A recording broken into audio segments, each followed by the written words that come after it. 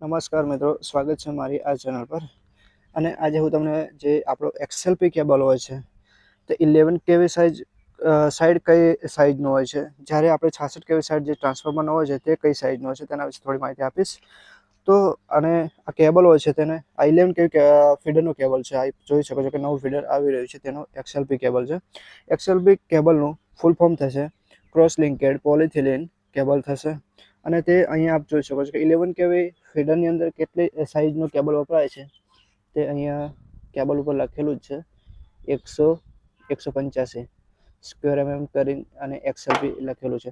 તો 11 kV જે feeder હોય છે તેની અંદર 185ની સાઈઝનું કેબલ વપરાતો હોય છે. જ્યારે આપણે 66 kV સાઈડ અહીંયા જે આપણે અહીંયા જોઈ શકો છો કે 66 kV સાઈડ જે ટ્રાન્સફોર્મરનો હોય છે, જે 66/11 કેબલ હોય છે તે કઈ સાઈઝનો છે તો તે પણ આપણે અહીંયા બતાવતો જોઈ શકો છો કે આપણે આ ડબલ કેબલ અહીંયા આપેલા છે. જે ટ્રાન્સફોર્મરની અંદર 66 વોલ્ટેજ આવતો હોય તેનું સ્ટેપ ડાઉન કરીને ઇનકમરમાં જશે 11,000 વોલ્ટેજ. તો અહીંયા જોઈ શકો છો કે આ કેબલ છે આપણો એ કેટલી સાઈઝનો છે.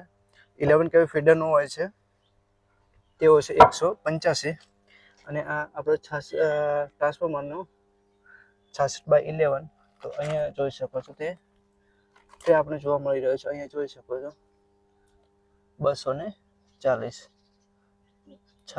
આપ જોઈ શકો છો 11 kV 3/240 સ્ક્વેર mm.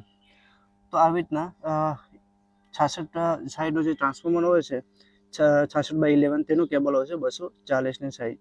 તો આ બંને ફરક હોય છે, જે આપણે 11 kV ફીડરનું કેબલ અને જે આપણે ટ્રાન્સફોર્મરનો ઇનકમરનો કેબલની અંદર.